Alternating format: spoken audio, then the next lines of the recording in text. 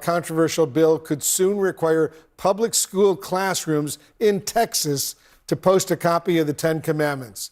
The proposal passed the Republican-controlled State House on Sunday, prompting one Democrat to point out what he considered to be legislative hypocrisy. Listen. What is the fourth commandment? Keep the Sabbath. Part of keeping the Sabbath holy is not working on the Sabbath. That is, yeah. The Christian Sabbath is what day? Sunday, in honor of the day that Jesus rose from the dead. And we're scheduled to give this bill a final vote on what day of the week? It's ironic, isn't it?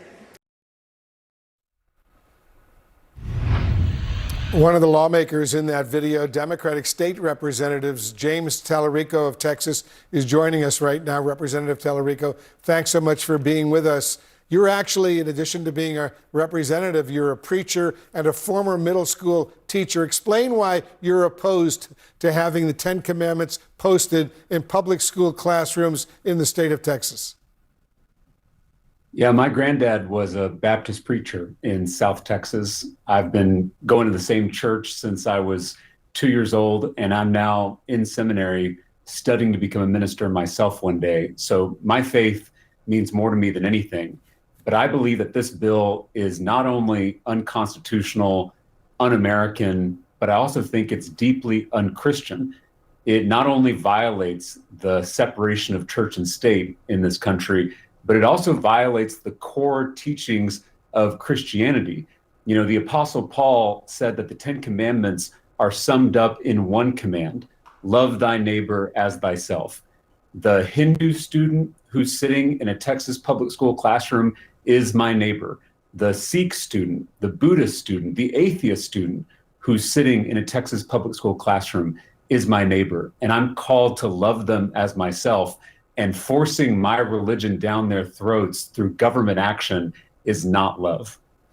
Representative, as you know, this bill was a priority for Texas's Republican Lieutenant Governor, Dan Patrick. He says, and I'm quoting him now, "By placing the Ten Commandments in our public school classrooms, we ensure students receive the same foundational moral compass as our state and country's forefathers."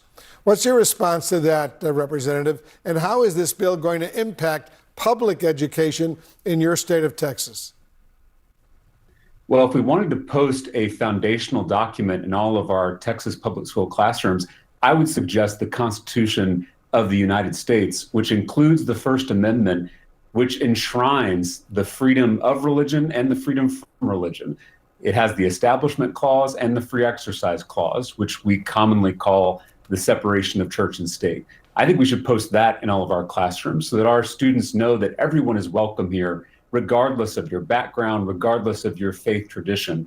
You know, it's hard to be different as a kid. I know this because when I was a middle school teacher, I had a special place in my heart for the kids who were left out, for the kids who were bullied.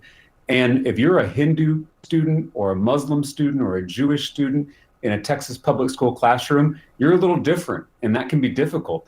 Now, a bunch of politicians at the state capitol are putting up a poster that says, "Thou shalt not worship any gods before me." We're saying through government action that their religion is inferior, that they are not welcome in this classroom. And I can't imagine anything more unchristian than that.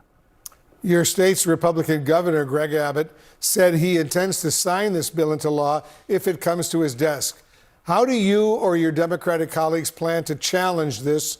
And will you challenge it in court if necessary? I'm assuming there are going to be court challenges because this is blatantly unconstitutional, and we have to stand up for the freedom of religion in this country. The separation of church and state doesn't just protect the state, it also protects the church. I mean, we as believers should be very concerned when politicians and government employees seek to usurp the role of pastors and Sunday school teachers and parents. Those are the folks who should be teaching our religion, not government employees who are doing it by a mandate from the legislature. I mean, this is the kind of stuff that gives religious people a bad name. Instead of living out our faith, instead of leading by example, we're now leading by mandate. And if the goal is to create a whole new generation of Christians, I think this bill will have the opposite effect.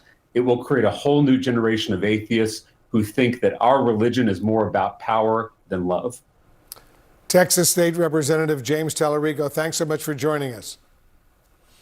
Thank you for having me.